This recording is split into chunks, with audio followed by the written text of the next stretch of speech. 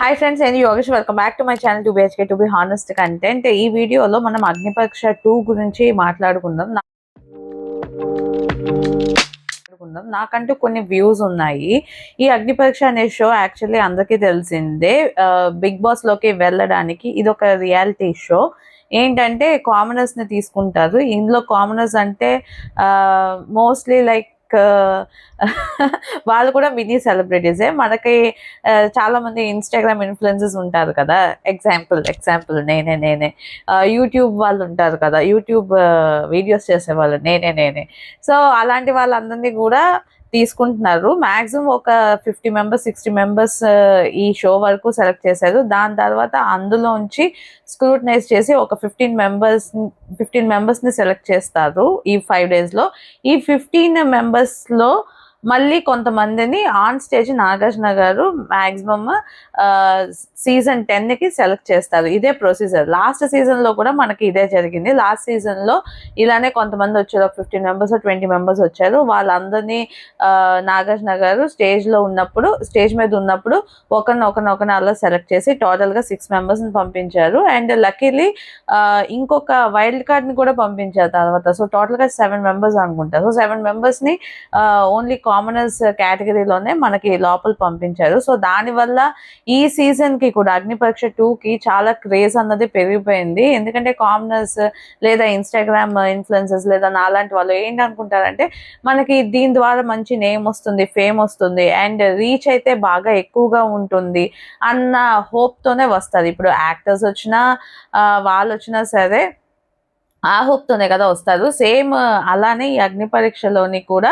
ఇలాంటి ఒక హోప్తోనే అందరూ వస్తున్నారు ఈ కామనర్స్ అనే కేటగిరీలో.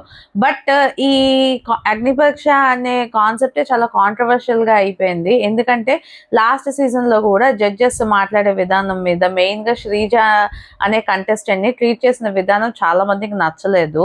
పోనీ అప్పుడు కొంచెం రీజనబుల్గా కొన్ని ప్లేసెస్లో అలా అనిపించినప్పటికీ కూడా అంతగా కాంట్రవర్షియల్గా ఏం అనిపించలేదు.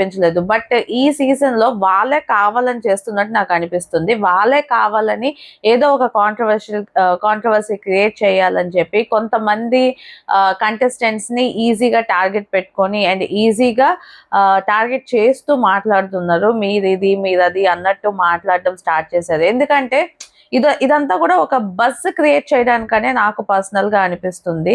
అగ్ని పరీక్ష 1లో కూడా శ్రీజన్ అలా అన్నప్పుడు నవదీప్ చాలా ఫేమస్ అయ్యాడు. అగ్ని పరీక్ష షో చాలా ఫేమస్ అయ్యింది. ఇంకా రకరకాలుగా అందరూ ఏంటంటే ఈ షో ఎందుకు ఇలా చేస్తున్నారు, ఇలా అని చెప్పి చాలా డిస్రెస్పెక్ట్ చేస్తున్నారు అని చెప్పి శ్రీజ తరపున మాట్లాడడం. And at the same time ఈ నవదీప్ ఎవరైతే ఉన్నారో జడ్జి, ఆయన కూడా వచ్చి మేము ఇలాగే అన్ని టెస్ట్ చేయాలనే మేము చూస్తున్నాము అని చెప్పి అనడం, ఇవన్నీ జరిగాయి అనమాట. సో నాకేమనిపిస్తుంది అంటే ఈసారి కూడా వీళ్ళు ఇంటెన్షనల్ గా మనసులో పెట్టుకొని మనం ఇలా చేస్తేనే మనకి రీచ్ ఉంటుంది, అగ్ని పరీక్షకి రీచ్ ఉంటుంది, అండ్ BB10కి ఇంకా బజ్ అన్నది పెరుగుతుంది అన్న ఉద్దేశంతోనే వీళ్ళు ఇలా చేస్తున్నారు అనిపించింది. మెయిన్ గా ఉప్పల్ బాల్ అనే క్యాండిడేట్, ఆ కంటెస్టెంట్ అసలు ఆయనకి ఒక 4 lakhs ఫాలోవర్స్ ఉన్నట్టున్నారు ఇన్స్టాగ్రామ్ లో. ఆయన ఆల్రెడీ ఒక ఇన్ఫ్లుయెన్సరే.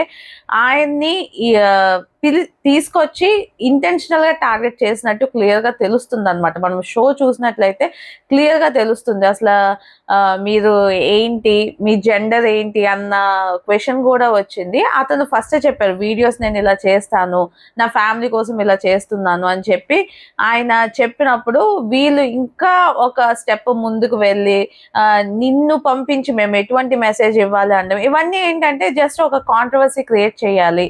అలా క్రియేట్ చేస్తే ఇప్పుడు అందరూ కూడా ఈ ఒక్క విషయం మీదే మాట్లాడుతూ ఉన్నారనమాట. సో అలా మాట్లాడుతున్నప్పుడు వాళ్ళకంటూ షోకి బజ్ పెరుగుతుంది కదా అన్న ఉద్దేశంతోనే చేస్తున్నట్టు నాకైతే క్లియర్ గా అనిపిస్తుంది. ఎందుకంటే ఒక్కదనే కాదు, ఆల్మోస్ట్ 2-3 అలాగే తీసుకుంటున్నారు అనమాట, అలాగే మాట్లాడుతున్నారు.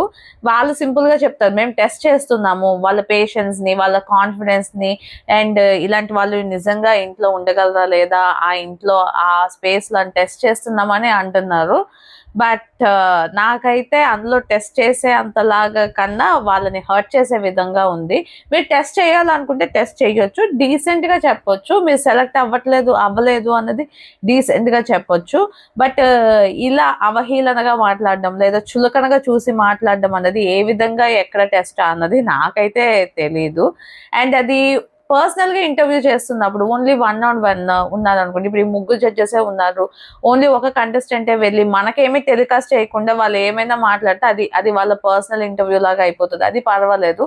బట్ నేషనల్ మీడియాలో ఇంతమంది చూస్తుండగా మీరు ఇలాంటి క్వశ్చన్స్ అడగడం కానివ్వండి, లేదా వాళ్ళని డిస్రెస్పెక్ట్ఫుల్ గా మాట్లాడడం కానివ్వండి, అది ష్యూర్ గా మంచిది కాదని నాకు అనిపించింది.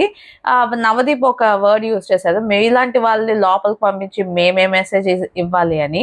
మీరు ఆన్ స్టేజ్ ఇలా కొంతమందితో మాట్లాడి వాళ్ళని తిట్టి లేదా వాళ్ళని బాధ పెట్టి మీరేం మెసేజ్ ఇస్తున్నారు సమాజానికి? అసలు ఒక మీడియాలో ఉన్నప్పుడు ఎలా మాట్లాడాలి అన్నది మినిమం కామన్ సెన్స్ లేకుండా మీరు మాట్లాడుతున్నప్పుడు మీరేం మెసేజ్ ఇస్తున్నారు అన్నది నా క్వశ్చన్.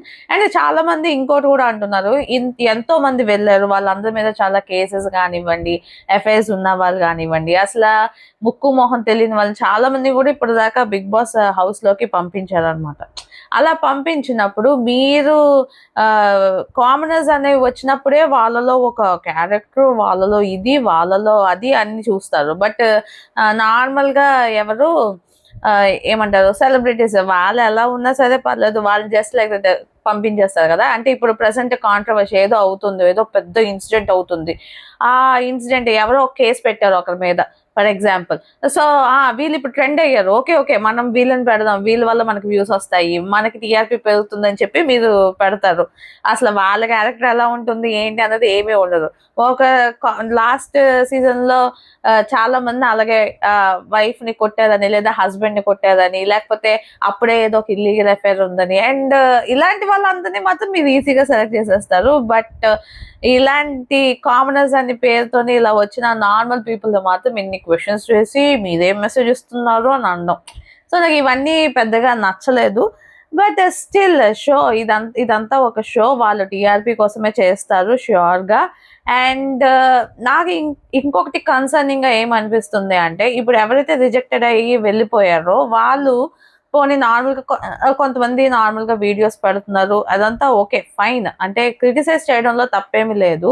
బట్ ఉప్పల్ బాలు అన్న ఆయన ఫస్ట్ స్టార్టింగ్ మీరు ఇలాగ ఇన్సల్ట్ చేశారు నన్ను ఇదని మాట్లాడారు, I accept it and support కూడా చేస్తాము. బట్ కొంతసేపు అయింది, కొంతకాలం అయింది కదా ఆయనే బూతులు తిట్టడం అవన్నీ చేస్తున్నారు. సో మీరు ఎప్పుడైతే అలాంటి టెంపర్ లూజ్ అయిపోయి అలాంటి మాటలు, బూతులు, బ్యాడ్ వర్డ్స్ ఇవన్నీ యూజ్ చేస్తారో, మీకు నిజంగా మంచి పాయింట్ ఉన్నా సరే, లేదంటే మీరు చెప్పింది కరెక్ట్ అయినా సరే, మీరు ఎప్పుడైతే అలా బూతులు తిడుతూ మీరు ఎక్స్ప్రెస్ చేస్తున్నారో అంతే, అక్కడితోని మీ మీద కూడా ఒక నెగిటివ్ ఇంప్రెషన్ వస్తుంది. ఓకే వీళ్ళు ఇలా ఉన్నారు కాబట్టి వీళ్ళు పంపించలేదు అన్న థాట్ ప్రాసెస్ అందరికీ వస్తుంది. సో ఎవరైతే రిజెక్ట్ అయిపోయారో వాళ్ళు జడ్జెస్ ని తిట్టడం కానీ, షోస్ ని తిట్టడం కానీ, తిట్టడం వరకు ఓకే, ఏదో అంటారు ఇంకా జడ్జెస్ ఇలా అన్నారు, అలా అన్నారు, ఇలా అనకూడదు, అలా అనకూడదు అనడం ఓకే. బట్ బూతులు తిట్టడం కానీ, వాళ్ళ కమెంట్స్ లోకి వెళ్ళి బ్యాడ్ గా మాట్లాడడం, ఇలాంటివి మాత్రం చేయడం నాకైతే పర్సనల్ గా నచ్చదు. నాకు ఉప్పల్ బాల్ విషయంలో కూడా అదే అనిపించింది. రిజెక్ట్ చేశారు ఓకే, చాలా మంది మిమ్మల్ని సపోర్ట్ చేశారు ఓకే, బట్ దాని తర్వాత మీరు ఇలా బూతులు ఇవన్నీ మాట్లాడడం అయితే నేను అగ్రీ చేయను, I don't like it. So ఇది అగ్ని పరీక్ష షో. మొత్తానికి అగ్ని పరీక్ష 2 యాక్చువల్లీ నేను కూడా అప్లై చేశాను అనమాట, నన్ను పట్టించుకోలేదు అది వేరే విషయం. చూద్దాం, మళ్ళీ ట్రై చేద్దాము, ఎందుకంటే మేము కూడా ఫేమస్ అవ్వాలి. అండ్ చాలా మందికి ఉంటుంది ఈ ఫేమస్ అవ్వాలి, డబ్బులు రావాలి అన్నది ఒక సెకండరీ అయి ఉండొచ్చు. నాలాంటి కొంచెం మెంటల్ ఉండాలన్నమాట. నిజంగా ఆ ఇంట్లోకి వెళ్తే ఈ ఎక్స్పీరియన్స్ ఎలా ఉంటుంది అని, నేను నిజంగా తట్టుకోగలనా లేదా అన్నట్టు ఉంటుంది కదా. ఎందుకంటే నేను చాలా సెన్సిటివ్ పర్సన్, అన్నిటికీ ఏడుస్తాను, అన్నిటికీ అనే క్యాండిడేట్. సో ఇలాంటి ఒక పర్సనాలిటీ లోపలుండి ఎలా సర్వైవ్ అవుతారు? అందరినీ ప్లీజ్ చేసే విధానంగా మాట్లాడతాను, ఎవరిని కోపడలేను అంత ఈజీగా. సో ఇలాంటి ట్రైట్స్ ఉన్న నేను ఎలా బతకగలను ఆ హౌస్ లోని, నిజంగా ఎలా ఉంటుంది అన్న ఎక్స్పీరియన్స్ కోసం నేను వెళ్ళాలనుకున్నాను. గాడ్ నోస్ ఎప్పటికైనా ఛాన్స్ వస్తుందేమో, రావాలి, అని దేవుని కోరుకుంటున్నాను. మీరు కూడా నా గురించి కొంచెం కోరుకోండి. అండ్ ఇది అగ్ని పరీక్ష 2 గురించి ఇంకా అప్డేట్స్ ఇస్తూ ఉంటాను. అండ్ BB10 రివ్యూస్ కూడా ఈసారి గట్టిగా స్టార్ట్ చేయాలని అనుకున్నాను. ప్రతి సంవత్సరం అనుకుంటానే ఉంటాను నేను, యాక్చువల్లీ 3 years గా అనుకుంటున్నాను, బట్ చేసింది లేదు. బట్ ఐఎమ్ హోపింగ్ ఈసారి ఆ దేవుడు ఆ ధైర్యాన్ని ఆ శక్తిని నాకు ఇవ్వాలి. శక్తి నువ్వు అన్నట్టు ఒక పాట పాడుకుంటున్నాను నేను షూర్ గా. And I will try my level best to do videos. And మీరు కూడా నన్ను సపోర్ట్ చేయండి. ఈ వీడియో మీకు నచ్చినట్లయితే లైక్ చేయండి, మీ ఫ్రెండ్స్ అండ్ ఫ్యామిలీతో షేర్ చేయండి. ఇలాంటి మంచి మంచి వీడియోస్ మళ్ళీ మళ్ళీ చూడాలనుకుంటే నా ఛానల్ కి సబ్స్క్రైబ్ చేసుకోండి. This is Yogasri signing off to be honest content.